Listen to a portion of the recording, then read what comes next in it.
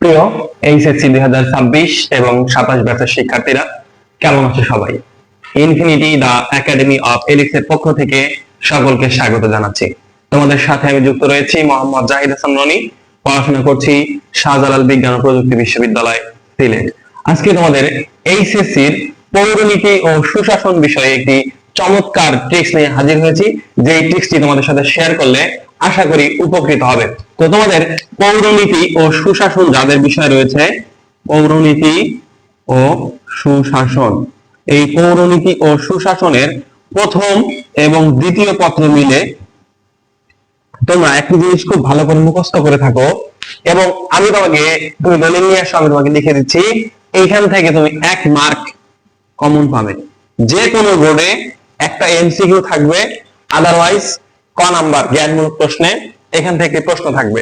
আজকে ক্লাসটি জাস্ট 2 থেকে 3 মিনিট তুমি আমার সাথে মনোযোগ দিয়ে থাকো, দেখবে পরীক্ষার 1 মার্ক তোমার জন্য 100% কমন নিশ্চিত হয়ে যাবে ইনশাআল্লাহ। তাহলে প্রথম ও দ্বিতীয় পত্রে তোমরা এভাবে মুখস্থ করো যে পলিটিক্স, তারপর হচ্ছে সিভিক্স, এরপর হচ্ছে গভর্নেন্স, তারপর হচ্ছে ল, তারপর হচ্ছে প্যাট্রিয়টিজম। এই যে প্যাট্রিয়টিজম, পলিটিক্স, সিভিক্স, গভর্নেন্স, ল, লিডারশিপ, ন্যাশনালিটি, এই যে শব্দগুলো, তোমরা এই শব্দগুলোর সাথে পরিচিত। তোমরা নেতৃত্ব নিয়ে যখন কথা বলো, নেতৃত্ব নিয়ে যখন পড়াশোনা করো, নেতৃত্ব নিয়ে যখন আমাদের বইকে ঘাটাঘাটি করো, তখন দেখবা প্রথমেই দেয়া আছে লিডারশিপ। নেতৃত্বের ইংরেজি প্রতিশব্দ হচ্ছে লিডারশিপ, এটি ড্যাশ শব্দ থেকে আগত। এরপর আছে ল শব্দের অর্থ হচ্ছে আইন, এটি অমুক শব্দ থেকে আগত।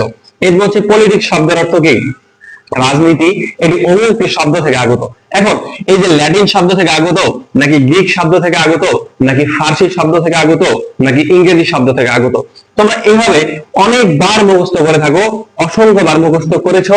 বিগত 2 বছর থেকে আমার মনে হয় যে এই বিষয়গুলো পড়তেছো, বাট অনেকের সমস্যা হয় কোথায়? পরীক্ষার হলে গিয়ে। পরীক্ষার হলে গিয়ে এমনিতে একটা হাইপার টেনশন কাজ করে, আবার এই বিষয়গুলো তোমাদের কনফিউশন থাকার কারণে এগুলো ভালো করে তোমরা পরীক্ষায় অ্যান্সার করে আসতে পারো না। আমি আজকে তোমাকে একটি শর্টকাট টেকনিক দিচ্ছি, এই টেকনিকটা যদি তুমি মনে রাখতে পারো, পরীক্ষা হলে এখান থেকে 1 মার্ক তোমার নিশ্চিত। চলো দেখে নিই। তোমাকে মনে রাখতে হবে, আমি তোমাকে একটি ছোট্ট একটি শব্দ লিখবো, দেখো ছোট্ট একটি সাইন, জিডিপি। জিডিপি বলতে তোমরা একটু বোঝো, জিডিপি জিএনপি দেশের অর্থনীতিতে হিসাব করা হয়। দেশের অর্থনীতি যে পরিসংখ্যান আছে, সেই পরিসংখ্যানে জিডিপি জিএনপি এগুলা হিসাব করা হয়। তাহলে জিডিপি মনে রাখবে, জিডিপি, জিতে হচ্ছে আমরা বলবো গভর্নেন্স, ডিতে হচ্ছে ডেমোক্রেসি, পিতে হচ্ছে পলিটিক্স, পলিটিক্স এন্ড প্যাট্রিয়টিজম। তাহলে জিডিপি মনে রাখতে হবে। আচ্ছা, তোমাকে আরেকটা জিনিস মনে রাখতে হবে, দেখো আমরা যখন অগ্রফন্টে কিছু লিখি, ধরো অগ্রফন্টে আমরা লিখলাম গরু, গরু লিখতে গেলে কি বলতে হয়? জিও আর এভাবে তোমরা মেসেজে লিখো, তাই না? কে এম এন, কেমন, তাই তো? তাহলে এই যে তুমি গরু লিখলা, জিতে কি গ এর উচ্চারণ আসতেছে না? তাহলে এখানে জিডিপি শুরু হয়েছে কি দিয়ে বলতো? গ দিয়ে শুরু হয়েছে না? তার মানে এই যে শব্দগুলো, এগুলো হচ্ছে গ্রিক শব্দ। তাহলে গ্রিক শব্দ থেকে আগত শব্দ কোনটি? এই গভর্নেন্স, ডেমোক্রেসি, পলিটিক্স এবং প্যাট্রিয়টিজম। প্যাট্রিয়টিজম শব্দের অর্থ কি? দেশপ্রেম। পলিটিক্স শব্দের অর্থ কি? রাজনীতি। এরপর ডেমোক্রেসি শব্দের অর্থ গণতন্ত্র। গভর্নেন্স শব্দের অর্থ কি? সুশাসন। তাহলে এই যে গ্রিক শব্দ থেকে এই শব্দগুলো আসছে, এর বাইরে দুইটা শব্দ তোমাকে মনে রাখতে হবে। এই দুইটা শব্দের বাইরে তোমার পৌরনীতি ও সুশাসন প্রথম এবং দ্বিতীয় পত্রের যত শব্দ এরকম আছে, সব ল্যাটিন। দেখো মনে রাখার বিষয়। তাহলে জিডিপি তে কি?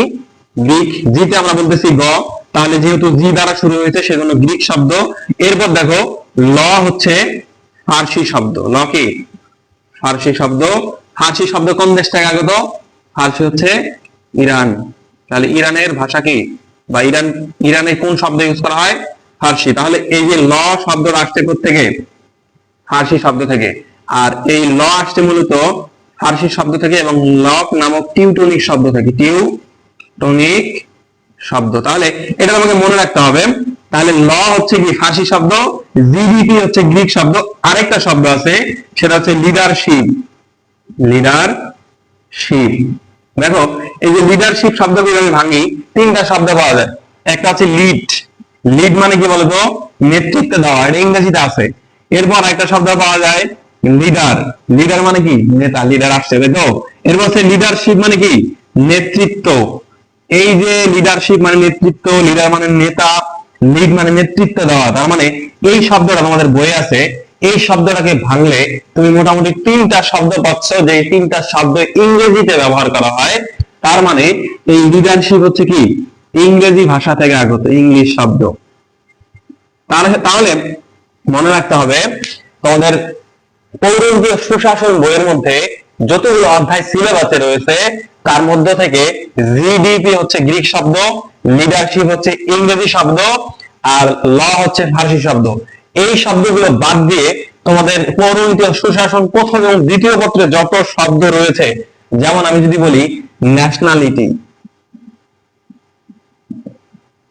এরপর হচ্ছে সিভিক্স, তাহলে ন্যাশনালিটি, সিভিক্স এগুলা কোন ভাষা থেকে আগত? ল্যাটিন, ল্যাটিন শব্দ থেকে আগত। তাহলে আশা করি বুঝতে পেরেছো। তাহলে মনে রাখতে হবে জিডিপি, জি হচ্ছে কি গয়ের মতো উচ্চারণ হয়, সেজন্য এই শব্দগুলো কি গ্রিক শব্দ। একটা শব্দ যেটাকে ভাঙলে তিনটা ইংরেজি শব্দ পাওয়া যায়, সেটা হচ্ছে লিডার, লিড, লিডারশিপ। সো এটা ইংরেজি ভাষা থেকে আগত। আর ল হচ্ছে ফার্সি শব্দ থেকে আগত, যেটি হচ্ছে লক নামক টিউটরিক শব্দ থেকে তোমাদের পৌরনীতিতে এসেছে। তাহলে এই শব্দগুলো বাদ দিয়ে তোমাদের বইয়ে যত শব্দ আলোচনা করা হয় সবগুলো কি ল্যাটিন শব্দ। এই টেকনিকটি তোমরা বাংলাদেশের অন্য কোনো শিক্ষক বা অন্য কোনো প্ল্যাটফর্মে পাবে না। এই টেকনিকটি শুধুমাত্র আমাদের নিজস্ব ভাবে তৈরি করা।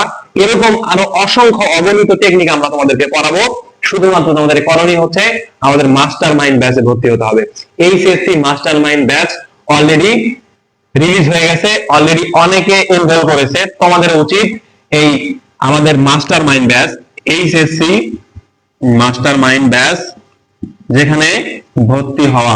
এইচএসসি মাস্টার মাইন্ড ব্যাচে যদি ভর্তি হতে চাও তাহলে অবশ্যই আমাদের ইনবক্সে যোগাযোগ করো, এবং এরকম অসংখ্য অগণিত টেকনিকের মাধ্যমে তোমরা আর্টস অর্থাৎ মানবিক শাখা বলো, তারপর হচ্ছে বিজনেস বলো বা কমার্স বলো এবং সায়েন্স বলো, এছাড়াও তোমাদের যে বেসিক যে সাবজেক্ট গুলো আছে যেমন হচ্ছে বাংলা, ইংরেজি, আইসিটি, প্রত্যেকটি বিষয়ে সুন্দরভাবে বিশ্লেষণের মাধ্যমে মেন্টররা ক্লাস নিচ্ছে।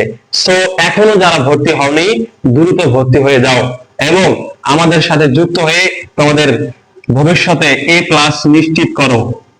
আমরা বিশ্বাস করি আমাদের সাথে যুক্ত হলে, আমাদের কথা মতো চললে তোমারও এইচএসসি তে এ প্লাসের নিশ্চয়তা রয়েছে। তো সকলে ভালো থাকো, সুস্থ থাকো, দেখা হবে নতুন কোনো বিষয় নিয়ে। ধন্যবাদ সবাইকে। আসসালামু আলাইকুম।